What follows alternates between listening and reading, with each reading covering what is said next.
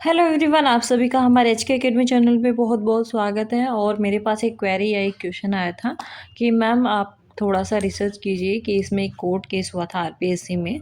इसी की वजह से जो है ये जो न्यूज़ है वो दैनिक भास्कर में आई थी। तो ये आरपीएससी का इम्पोर्टेंट कोर्ट जजमेंट का जो लिंक है आपका rpsc.rajasthan.government.in की साइट पे अवेलेबल है। आप वहाँ जाकर देख सकते हैं जितने भी इम्पोर्टेंट जजमेंट आए हैं उसके रिगार्डिंग यहाँ पे दिया हुआ है। तो अभी तक जो आरपीएससी के असिस्टेंट प्रोफेसर की वैकेंसी थी, मैंने इसमें सारी जो आपकी ये कोर्ट केसेस के रिजल्ट्स हैं सारे चेक किए। अभी तक कोई ऐसा रिजल्ट नहीं है जो असिस्टेंट प्रोफेसर के लिए दिया गया हो सकता है कि उस पर अभी हियरिंग चल रही हो, तो यहाँ पे वो अवेलेबल नहीं है। लेकिन क्या है कि अभी तक कोई भी ऐसा जजमेंट आपका हाई कोर्ट से नहीं आया है आरपीएससी की इस वैकेंसी के लिए। और यहाँ पे आप देखेंगे कि जैसे यहाँ पे रीशेड्यूलिंग पीटी का है आपका, या फिर एजुकेशन क्वालिफिकेशन फॉर विधि रचनाकर के लिए है, तो स्केलिंग आंसर की इन सब से रिलेटेड तो है। लेकिन आपके आरपीएससी के जो ये वैकेंसी है जो 2025 वाली, इसके एग्ज़ाम से रिलेटेड अभी कोई भी कोर्ट जजमेंट नहीं आया है। तो इसका सीधा सा जो मतलब है ये है कि आरपीएससी एग्ज़ाम कंडक्ट कराने वाला है वो बिल्कुल सीरियस है इस वैकेंसी को जितना जल्दी हो सके करने की, क्योंकि 40 दिन में वो एग्ज़ाम ले रहा है इस बार। तो यहाँ पे आज आरपीएससी ने एक नया नोटिफिकेशन जारी किया है, उस नोटिफिकेशन को भी मैं दिखा देती हूँ।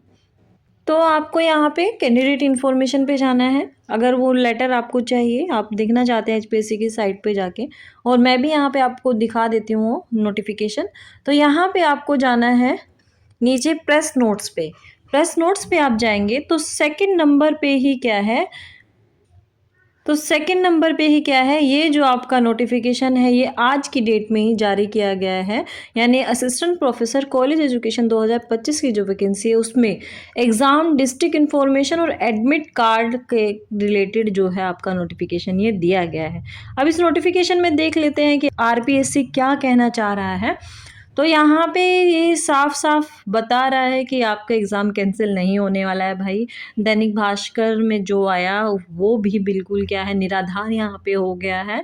यानी अफवाहें जितनी थी वो सारी की सारी आरपीएससी ने क्लियर कर दी है कि वो एग्ज़ाम लेने के मूड में है।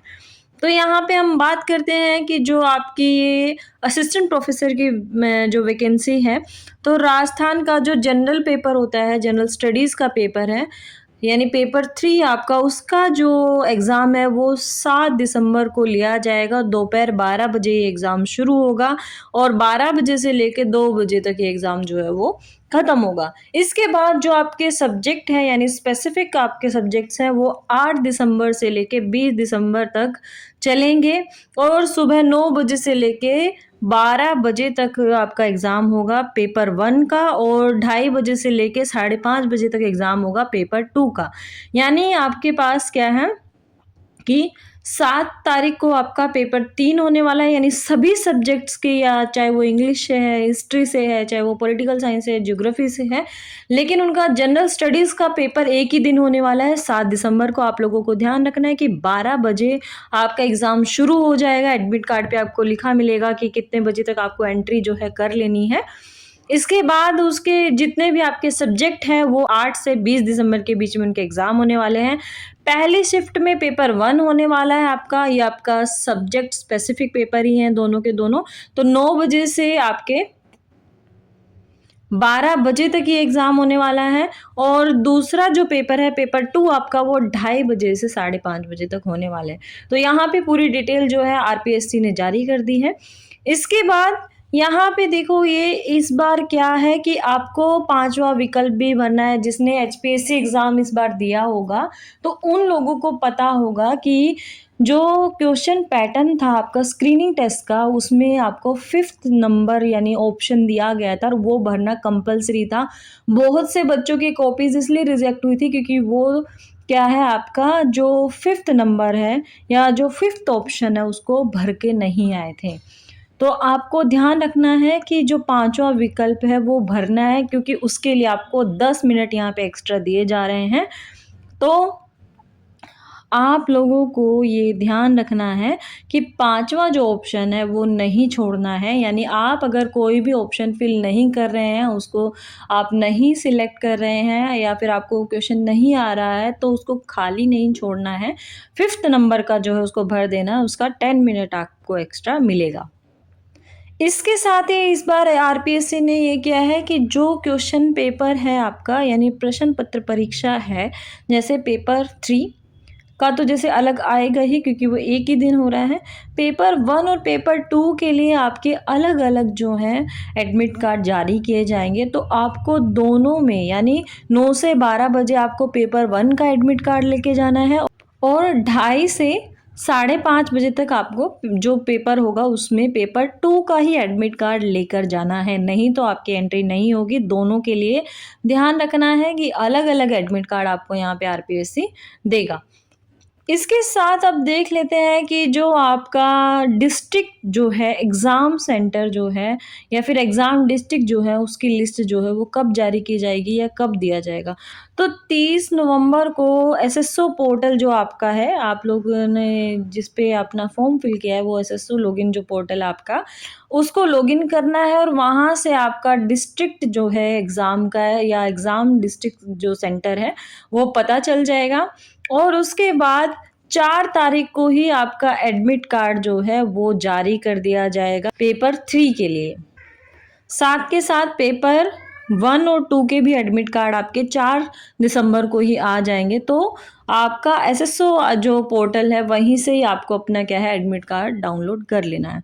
अब यहाँ पे दिया गया है कि आपको कितने टाइम पहले जाना है, यानी आपकी जब परीक्षा आरंभ होने वाली है या फिर आपका एग्ज़ाम जब लिया जाएगा तो उससे 60 मिनट पहले आपको जाना है, आपको एंट्री ले लेनी है। यानी 1 घंटे पहले आपको एंट्री ले लेनी है, उसके बाद एंट्री नहीं होगी, एंट्री गेट क्लोज़ हो जाएँगे। तो आपको कोशिश ये करनी है कि आपका 9 बजे एग्ज़ाम शुरू है, तो आप 7 बजे या साढ़े 7 बजे एग्ज़ाम सेंटर पे पहुँच जाएँ, ताकि थोड़ा रिलैक्स कर लें। क्योंकि जब आप एकदम से भाग-दौड़ करके जाते हैं एग्ज़ाम में, तो इतना वो आपको एंग्ज़ायटी या फिर इतना स्ट्रेस क्रिएट कर देता है आपके लिए कि आप एग्ज़ाम पे कॉन्सन्ट्रेट नहीं कर पाते हैं। तो उसके लिए बेटर है कि 1 घंटे पहले या आधे घंटे पहले एंट्री से भी पहले आप जाएँ, वहाँ रिलैक्स करें, आफ्टर दैट आप क्या लें उसमें एंट्री लें अपने एग्ज़ाम सेंटर में। तो यहाँ पे ये क्लियर कर दिया है कि आपको 1 घंटे पहले आपके एग्ज़ाम सेंटर पे जाना है। उसके बाद आपके जो डॉक्यूमेंट हैं वो वहाँ पे चेक होगा, जो आपकी सिक्योरिटी है वो चेक होगी, यानी जो भी उसमें दिए होंगे कि क्या पहन के जाना है, क्या नहीं पहन के जाना है, सारी डिटेल आपके एडमिट कार्ड पर लिखी होती है, तो वो एक बार अच्छे से आपको पढ़ लेनी है। इसके बाद बात करें कि जो एडमिट कार्ड है वो आपके आरपीएससी की जो मेन साइट है rpsc.rajasthan.government.in की साइट पे आपको मिल जाएगा उसका लिंक, और वहाँ पे आपको अपना एप्लीकेशन नंबर डालना है, उसके बाद आपका डेट ऑफ बर्थ डालना है और वहाँ से फिर आपको एडमिट कार्ड जो है वो मिल जाएगा। यानी एडमिट कार्ड का जो आपका पोर्टल है एसएसओ पे जो आपकी आईडी है वहाँ से आपको डाउनलोड कर लेना है। इसके बाद अब आपको जो आईडी है उसके लिए भी यहाँ पे दिया गया है कि कैसी आईडी आपको लेकर जानी है या कौन-सी आईडी लेके जानी है। तो यहाँ पे इन्होंने कहा है कि आपका नवीनतम मूल आधार कार्ड होना चाहिए और वो भी रंगीन प्रिंट होना चाहिए। यानी आपको कोई भी जो आईडी ले जा रहे हैं, चाहे ड्राइविंग लाइसेंस ले जा रहे हैं आप, चाहे आप वोटर आईडी लेके जा रहे हैं, चाहे आप आधार कार्ड लेके जा रहे हैं, मेरा तो ये सजेशन रहता है हमेशा ही कि हमेशा आपको 2 आईडी लेके जाना चाहिए। क्योंकि अगर एक आईडी नेगलेक्ट हो जाते हैं, एक आईडी को रिजेक्ट कर देते हैं, तो आपके पास दूसरी आईडी बाकायदा या उस समय मौजूद होनी चाहिए, ताकि किसी भी तरीके की कोई प्रॉब्लम क्रिएट ना हो। क्योंकि मैं भी एग्ज़ाम देने जाती हूँ तो मैं हमेशा 2 आईडी अपनी रख के लेके जाती हूँ कि अगर एक को वो मना कर देते हैं कि ये नहीं चल पाएगा, क्योंकि आधार कार्ड में आप सभी जानते हैं कि कितनी अच्छी फ़ोटो आती है। तो काफ़ी बार फ़ोटो वो पहचान में नहीं आती है, काफ़ी बार हम देखते नहीं हैं कि उसमें छोटी-मोटी मिस्टेक है, डेट ऑफ बर्थ पूरा नहीं लिखा हुआ है किसी का, तो वो रिजेक्ट कर देते हैं उसको। तो इसलिए हमेशा 2 आईडी आप लोगों को अपने पास रखनी है। उसमें भी आपके पास कलर प्रिंट में वो आईडी होनी चाहिए, यानी बिल्कुल ओरिजिनल आईडी आपको लेके जानी है आपकी।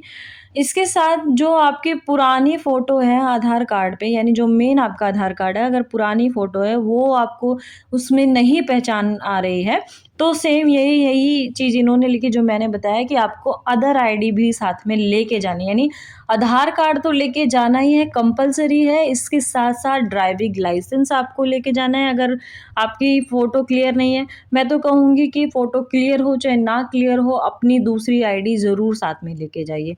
इसके साथ-साथ पासपोर्ट जो आपका, या फिर जो मतदाता पहचान पत्र है यानी आपका वोटर आईडी कार्ड, ये जो आपके कलर प्रिंट होगा आपके पास, या फिर कलर जो आपके पास उसकी कॉपी होगी, तो वही आपको लेके जानी है, ताकि आपका जो फ़ोटो है वो ईज़िली पहचान में आ सके। तभी वो आपको क्या करेंगे, वहाँ पे जाने के लिए अलाउ करेंगे। इसके साथ ही जो एडमिट कार्ड है उस पे भी कलरफुल फ़ोटो आपको लगा लेनी है, यानी यहाँ से जहाँ से आप जा रहे हैं आपके एग्ज़ाम सेंटर पे, पहले ही अपना ये सारा काम फ़िनिश करके रखें कि उसके ऊपर आपको खुद से एक कलर फ़ोटो लगा कर लेकर जानी है। ये साफ-साफ यहाँ पे लिखा हुआ है गाइडलाइंस के अंदर। इसके साथ जो भी आपका फ़ोटो है, यानी जो आपका पहचान पत्र है वहाँ से, या जो भी आईडी आप लेके जा रहे हैं, अगर उसमें आपकी फ़ोटो नहीं पहचान में आती है, तो यहाँ पे साफ-साफ इन्होंने लिखा हुआ है कि आपको परीक्षा में प्रवेश नहीं दिया जाएगा, या फिर आप एंट्री नहीं कर पाएँगे, वहीं से ही बाहर कर दिए जाएँगे। इसलिए बहुत ज़रूरी है कि आपकी फ़ोटो, आपकी जो भी आईडी है, ड्राइविंग लाइसेंस है, चाहे आपका वोटर आईडी है, कोई भी आईडी है, वहाँ पे क्लियर होनी चाहिए। तो ये है, ये इसका जो आपका आरपीएससी का अभी नया नोटिफ़िकेशन आया है, उसके रिगार्डिंग सारी की सारी इन्फॉर्मेशन इसमें है। बाकी और इन्फॉर्मेशन आप इसमें पढ़ सकते हैं, क्योंकि इसमें इस बार इन्होंने क्या किया है, अभ्यर्थियों को आगाह भी किया है कि किसी के बहकावे में नहीं आना है, या फिर जो मीडिएटर होते हैं या समाज कंटक या अपराधी जैसे भी होते हैं कि हम करा देंगे आपका आरपीएससी में, और लाखों रुपए वो ले लेते हैं या प्रलोभन आपको देते हैं कि हम, हमारी एजेंसी में जान पहचान है, हम करवा देंगे आपका सिलेक्शन। तो इन लोगों से बचने के लिए इस बार आपको इन्होंने पहले ही आगाह कर दिया है कि ऐसे लोगों से दूर रहें। और अगर आप किसी भी तरीके की, इस तरीके की चीज़ों में इन्वॉल्व मिलते हैं, या फिर इस तरीके के अनुचित कृत्य आप करते हैं, काम आप करते हैं, तो आप लोगों के ऊपर क्या है कि आजीवन कारावास की सज़ा या फिर 10 करोड़ रुपए का जुर्माना रखने की इन्होंने नियम बनाया है कि आपकी सारी चल अचल संपत्ति जब्त कर ली जाएगी, 10 करोड़ रुपए तक जुर्माना हो सकता है, साथ में आजीवन कारावास आपको हो सकता है। तो इसलिए ये बहुत ज़रूरी है, ध्यान रखना है कि किसी भी तरीके का कोई भी चीज़ आपके पास ऐसा ना हो जो आरपीएससी की गाइडलाइंस के बाहर हो और आपका करियर उससे ख़राब हो। ये था नोटिफ़िकेशन जो आज आरपीएससी ने दिया है, जिससे क्लियर हो गया है कि जितनी भी अफ़वाहें थी सब झूठी है। आरपीएससी एग्ज़ाम लेने वाला है, बहुत अच्छे से इसने लिख के दिए हैं पूरी की पूरी डिटेल्स। यानी आपके जो एडमिट कार्ड है वो जल्द जारी कर दिए जाएँगे, आपके जो सिटी सेंटर है, डिस्ट्रिक्ट सिटी सेंटर है, वो भी जल्दी अनाउंस कर दिए जाएँगे। तो जो भी लोग तैयारी में लगे हुए हैं, उनका एचके एकेडमी परिवार की तरफ से आप सभी को ऑल दी बेस्ट। अपनी तैयारी में लगे रहें, किसी भी तरीके के बहकावे से दूर रहें, या जो भी आपके साथ भी कोई ऐसे लोग हैं जिनसे आपको लगता है कि नहीं, ये थोड़ा पॉजिटिव वाइब्स इस समय नहीं दे पा रहा है मुझे, या फिर मुझे किसी से पॉजिटिव वाइब्स नहीं आ रही है एग्ज़ाम की तैयारी के लिए, तो थोड़े टाइम के लिए, ज़्यादा टाइम के लिए नहीं, एग्ज़ाम तक थोड़े टाइम के लिए थोड़ा डिस्टेंस बना के रखें, क्योंकि इस समय मेंटल पीस की बहुत ज़्यादा ज़रूरत होती है। इतना स्ट्रेस लेवल आपका बढ़ा हुआ होता है कि सिलेबस कवर करना है, पेपर कवर करना है, इसके साथ-साथ जो अभी नई डिटेल्स आ रही है उनको ध्यान में रखना है, जो नए-नए आपके डेली के करंट अफ़ेयर है उनको पढ़ना है। मतलब इतना ब्रॉड सिलेबस होता है कि उसी को ही समझने में इतना समय लग जाता है, और इस तरीके की चीज़ें कहीं-कहीं से अगर आती हैं तो उससे बहुत ज़्यादा नुकसान होता है, सिर्फ़ कैंडिडेट का होता है और किसी का नहीं होता है। तो एज़ अ कैंडिडेट मैं भी तैयारी करती हूँ, मैं भी एग्ज़ाम देती हूँ, तो मुझे पता है कि मैं क्या फ़ील करती हूँ उस समय। हर एक नोटिफ़िकेशन बहुत इम्पोर्टेंट होता है हमारे लिए, हर एक इन्फॉर्मेशन बहुत ज़रूरी होती है हमारे लिए, कि एग्ज़ाम क्या चल रहा है, कैसे चल रहा है। जैसे अगर बात करें एचपीएससी की, कि एचपीएससी का ज्योग्राफी का एग्ज़ाम कब हुआ था, सितंबर में एग्ज़ाम हुआ था, अब दिसंबर आ गया, रिज़ल्ट अभी तक नहीं आया है। हम लोगों को भी डेली उसमें टेंशन होता है, लेकिन इस समय सबसे ज़्यादा ज़रूरी होता है, जब आप तैयारी कर रहे हैं तो आपको मेंटल पीस अपना रखना चाहिए। बिल्कुल शांत मन से अपनी तैयारी करें, बिल्कुल अपना ध्यान अपनी तैयारी पे रखें, या कोई क्या कह रहा है उससे आपको इस समय फ़र्क नहीं पड़ना चाहिए। इस समय किसी की बातों पे इतना ध्यान नहीं देना चाहिए। बाद में आप कुछ भी बोलें, बाद में उनको जवाब दें, ना दें, वो आपकी मर्ज़ी है। लेकिन एग्ज़ाम देने के लिए आपको इस समय बिल्कुल फ़ोकस माइंड से तैयारी करनी है। तो ये था छोटा-सा अपडेट। वीडियो आपको पसंद आई हो तो लाइक कीजिए और हमारे एचके अकेडमी चैनल के साथ जुड़े रहिए। और अभी तक आपने हमारे चैनल को सब्सक्राइब नहीं किया है तो प्लीज़ हमारे चैनल को सब्सक्राइब कर लें, और ऐसे ही नोटिफिकेशन के लिए या इन्फॉर्मेशन के लिए हमारे साथ बने रहें। मिलेंगे नेक्स्ट वीडियो में, तब तक के लिए थैंक यू।